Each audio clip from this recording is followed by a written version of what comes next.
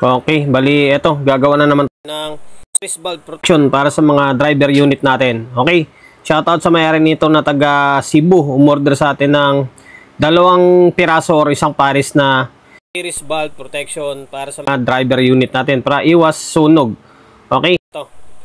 Materials na gagamitin natin ay ayan, starting capacitor ng electric pan, bali 1.0 UF na 450 volts. Tapos resistor, magamit ako ng resistor 5 ohms na 10 watts. Pero optional naman yan, pwede naman kayong gumamit, pwedeng hindi. Pero ako nilalagyan ko na agad. Kung ayaw ni bossing, hindi, katanggalin na lang niya. Pero para sa safety rin yan. Okay, tapos wire. Ang wire na gamit ko dyan is pure na copper talaga. Gandang klase yan. Makikita nyo naman, di ba? Made in Philippines pa yan. Tapos, shrinkable tube. Nyo ay kakargahan nyo muna ng tingga para mas madali siya ihinang. Tapos yung bulb pala na gamit ko dyan ay 12 volts na 35-35 dual. Okay, kung saan nabibili yan, sa mga motor shop, makakabili kayo nyan. Okay, kakargahan lang natin ng tingga yung mga paghinangan natin. Tapos yung kukunin kong pin dyan is yung 2 pin sa gitna. Wala na yung ground niya. Kaya yung iba, sabi nila, hindi gagana yan kasi walang ground. Gagana yan kasi nga nakasiris eh. Yung 2 filament sa loob na yan is nakasiris yan. Tapos, yung pinagkadugtungan nila is yung body ground niya, kumbaga. Okay, isisiris lang natin yan. Tapos yan, inangin mo lang yung wire mo sa may kabilang side or sa may kabilang pin ng bulb. Tapos, same din. Bali, ayan na, tatamad ako magsalita dyan. Bali, voice over na lang ito.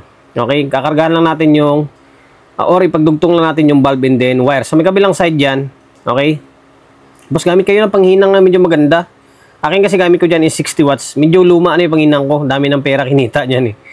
Tapos ginagamit ko na tingga pala sa mga nagtatanong ay Rubicon yan. Matagal ko na ginagamit yung Rubicon. Although, nakabila ko ng Broadway. Kaso, hindi ko pa siya ginagamit. Abangan nyo na lang kapag nagamit ko, i-review ko or sasabihin ko kung ano yung review ko or ano masasabi ko tungkol sa may Broadway na tingga. Sa ngayon ito, Rubicon muna. O balik tayo sa may trabaho natin. Ayan, napalagyan na natin ng wire yung 2 bulb natin. Tapos sa may kabilang side niyan, diyan mo ilalagay yung capacitor ng electric pan or starting capacitor ng electric pan.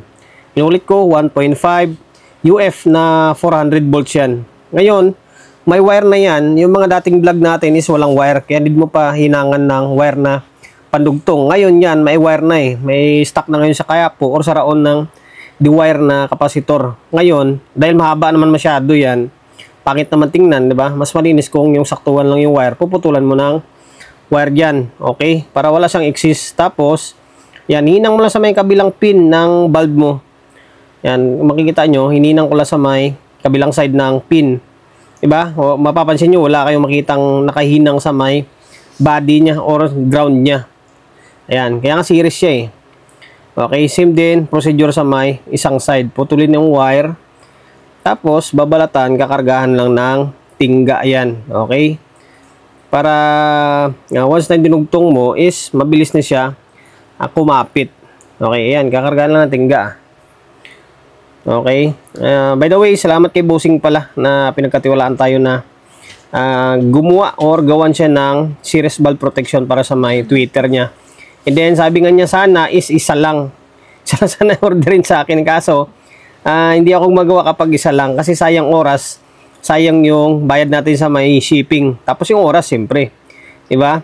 Kaya dalawa, kapag order kayo, dalawa talaga. Kahit dalawa lang gumagawa ako niyan. Pero kung isa, wala, ayaw ko gumawa niyan. Kasi sayang oras natin. Okay? Sayang effort. Ayan, nahirapan ako. Hinangin pa yan dyan ha. Okay? Halos hindi ko na kinakat yung video. Ayan na lang. Okay, ayan na. Bili 2 na. Ayan magiging labasan niya sa may kabilang side. Pero hindi pa yan tapos siyempre. Ngayon, abang yan, papuntang kabilang side naman, yung wire naman yun. Kasi siyempre, papuntang driver unit yun eh. Sa may kabilang side sa kaliwa, is galing sa may amplifier yan. Okay, putulin lang yung naka-exist na wire. Kasi sabi ko nga, pangit kung may mga naka-exist na wire. Okay? Tapos, siyempre, salpakan mo ng shrinkable tube yung pagdugtungin mo na wire. Okay, kung wala kayong shrinkable tube, ano magagawa nyo, di ba? Pwede naman electrical tape, masking tape. Basta hindi lang naka-expose yung wire or hindi sila magkadikit, okay yun. Pero kung gusto nyo mas maganda, edi gamit kayo ng mga insulator tulad ng shrinkable tube. May nabibili niya kung di kayo nakapunta sa Raon or wala mong mabilan yan sa mga area nyo. Sa may online shop, meron namang binibinta niyan eh. Depende na lang sa size ng bibilin nyo. Kaso lang, di ko kabisado yung size niyan eh. Punta ko ng Raon, kasi may mga naka-display doon, inuugot ko lang, tinatansya ko lang, iba-ibang klaseng size yung binibili ko. Okay, ayan na. Nadugtong na yung kabilang side. Katapos mo dugtongin, hinangin, salpak mo yung shrinkable tube. Okay, tapos pwede kayong gumamit ng lighter. Yan, lighter, yung pampainit para mag-compress siya, kakapit yung shrinkable tube sa may dalawang wire. Kumbaga, siya yung maglalak ng dugtungan. Kaso, hindi ako magkapit ng lighter yan, panghinang, mainit naman yan eh. Kasi, kung sa nakaramdam ng init yung shrinkable tube niyan, magkukompress yan. Ayan, initin lang ng panghinang para kumapit. Okay, same lang din yung procedure niyan sa may isang piraso, kumbaga. Ayan, kaya tinatamad nga lang ako talaga rektang salita dyan. Kaya sabi ko, voice over na lang. Hindi, pinagsama ko na yung dalawang bulb na yan. Kasi minsan, pag buwa ako ng video, binubuo ko na yung isa. O kung ilang piraso mo yung in-order sa akin, binubuo ko na lahat yun. Halos lahat pala. Tapos magtitira ako ng isa para pang content na lang. Eh, kaso nga lang, pinagsabay ko na yan dyan para humabaan may oras. Kaso maumay kayo, di ba? Pasensya na, voice over muna tayo. Bira lang ako mag-voice over eh. Okay, same lang din. Yan, inangin natin yan. And then sa mga nagsasabi na kahikikan yan, wala kayo. And sa mga nagpapasalamat sa atin dahil sa ginaya nila yan, hindi sila nasunugan, mas nakakabuti or mas nakakaganda sa mga unit nyo. Okay? Ayan, kung ayaw nyo magpagawa sa akin yan, kasi minsan tinatamad din ako, pwede naman yung gawin yan, madali lang naman gawin yan eh. Kaso nga lang, sundan nyo yung video, di ba? Sundan nyo lang yung proseso, kaya nga paulit-ulit yung ginagawa ng video yan, para kahit paano is makapagbigay idea tayo sa mga kapwa natin, di ba? Kung ayaw nyong pagpagawa sa akin, wala kayong budget, kung gusto nyo mas nakatipid kayo, eh kayo na lang gumawa. Materialis na lang yung gagastusin nyo. Eh siyempre tayo, pag gumawa tayo dyan, ibabawas natin yung materialis. In the same time, siyempre may libor yan. Kailangan naman, walang libor yan. Paglanan ko ng oras na walang libor, di ba? Okay, magkano lang naman kita yung tutusin eh. Ang benta ko dyan, sa mga nagtatanong, 350 isa. Okay, 350 yung isa. Kung pintahin mo yan, magkano lang naman kikitain mo dyan? Materialis, di ba? Okay, kaya ayaw ko gumawa ng isa lang kasi sayang oras. Ayan, pinuputol-putol ko yung shrinkable tube para sa may kabilang side naman na yan. Ang kabilang side, dyan mo ilalagay yung 5 ohms mo na 10 watts na resistor. Okay, dyan mo siya ilalagay. Kumbaga sa negative side siya. Ayan, sa itim na wire ba. Okay, ngayon, ang pagdugtong naman dyan, pwede kayong mag-twist. Titwist mo. Or, pwede rin rektang hinang na lang. Putulin mo siya, tapos hinangin lang. Yan sa akin, sinubukan i-twist. Kaso mukhang ayaw naman magpa-twist. Okay, ayan. Sabay, hinangin mo lang Okay, hinangin mo lang yan, kakargahan mo ng tingga. Make sure na makargahan nyo ng tingga ng maayos. Or di kaya kapag nangingitim na yung paan ng resistor dyan, kasi minsan kapag mga old stock ng mga resistor, kuskusin nyo Kuskusin nyo ng kung ano mang pangkuskus kayo dyan para matanggal yung dumi sa may paan ng resistor, mas madali siyang hinangin. Sa akin kasi hindi ko na kinuskus kasi bago yan, malinis pa. Okay, galing Dico yan eh. Binili natin sa Dico yan. So, binili natin sa Dico yan. Kaya bago pa. Minsan, may time naman na ako yan. Na yung mga old stock nila, yung makikita nyo sa mga previous vlog ko, ay kinukuskus din natin. Kasi pag hindi mo kinuskus, ay malalaglag lang yung tingga dyan. Hanggang sa mag-visit ka lang. Kaya need talaga kuskusin. Okay, sa may kabilang side dyan. Tapos, dugtong naman. Ayan, sinusukat-sukat ko pa, diba? Makikita nyo. Kasi ayoko yung tipong may naka-exist. Ayan, kaya yung mga sobra, pinuputol ko na agad dyan. Same procedure ko, sa may kabilang side. Ganun din sa may kabilang side yung gagawin mo dyan. Iti-twist mo, or i-rerekta mo siyang, hinang. Ayan. O, kita mo, pinutulang ko pa, diba? Okay. Ayan, sundan nyo lang, Ayan, gagawin natin. Natagalan pa siya, Nakihinang lang, Ayan. Pwede naman yung, pwede naman gamitin nyo dyan 10 ohms. Minsan, dati nga 10 ohms ang ginagamit ko Kaso pag 10 ohms, mas makapal yung tunog ng driver unit nyo. Medyo mas makapal siya. Para sa akin, mas maganda yung 5 ohms lang. Kasi hindi siya tataas, hindi tataas yung ohms ng driver unit nyo. Kasi once na tumaas yung ohms ng driver unit nyo, yung tunog is kumakapal. Kaya mas maganda na, yan, parang fusible yung dating ng resistor. Okay, kung wala kayong 10 ohms, pwede naman, kung wala kayong 5 ohms na 10 watts, pwedeng 5 watts lang, pwede naman. Akin kasi nilakihan ko na para mas matibay siya.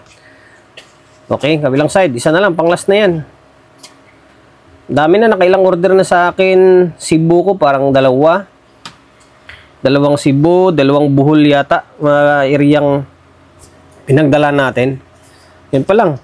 Pero kung kukwentahin ko, kung bibilangin ko, ang dami nang order sa akin yan. Yung iba, hindi ko lang nagagawa ng video. Kasi may time na tinatamad ako mag-video. Tulad niya, no? Bino-voice over na lang nga natin Okay. Ayan, hinangin sa may kabilang side.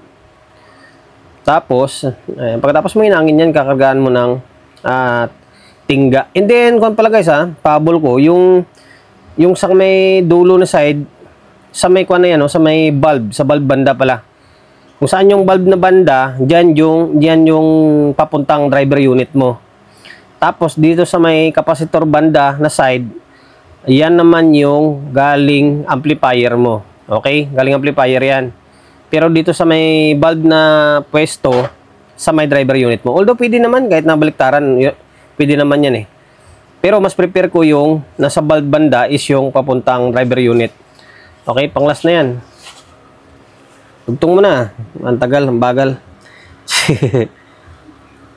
Kaya wala ako sa mood kasi mag-diretsong salitaan yan. Kaya sabi ko, voice over na lang natin. Ayan, putulin. Okay? Tapos, sabay, dugtong. Tapos, ito pala guys, yung gamit pala ng bulb na yan, siya yung, kung ba may mga excess na watts yung, or power yung amplifier na hindi kakayanin ng driver unit. Siya yung magsisilbing taga-salo. O siya yung taga-salbing salo. And then kapag sobrang lakas na, yung bulb na yan is iilaw yan. May mga nagsasabi dati na parang hindi naman umiilaw Umiilaw yun. Kaso nga lang, mahina pa siya. Kumbaga, yung driver unit is kaya pa. Kaya pa ng driver unit. Once hindi niya kaya ng driver unit yan, automatic, mag-iilaw yung bulb na yan. And then kapag din na niya kaya talaga, siya yung unang bibigay. Pero bira lang yan. Gamit ko sa driver unit ko, ganyan lang din Hanggang ngayon, buo pa. Samantala, araw-araw naman ginagamit yun. Yun na ginagawang pang testing Ayan, sinesecure ko lang, ginakargaan ko lang ng todo. Tapos, kung saan ko pala ipapadala ito, via JNT. Yan, sa JNT tayo nagpapadala ng mga order sa atin na mga series valve protection. Nagpapadala tayo all over the Philippines. Basta merong JNT dyan sa lugar nyo, o di kayo may mga malapit na JNT dyan sa may lugar nyo na hindi kaya magatid dyan sa may bahay nyo, pick up na lang, pwede naman. Papadala natin via JNT. Pero kung medyo masailan kayo, pwede naman LBC natin. Kaso lang, medyo mas mahal yung LBC. Tapos, ang usapan pala dyan ay yung shipping, kayo magbabayad, siyempre. Cargo nyo na yung shipping. Magkano lang naman shipping yan? Magkano lang naman yan O, ayan, tapos na. Kanya magiging klabasan ng driver unit protection natin. Okay, yan. Series valve, ika nga.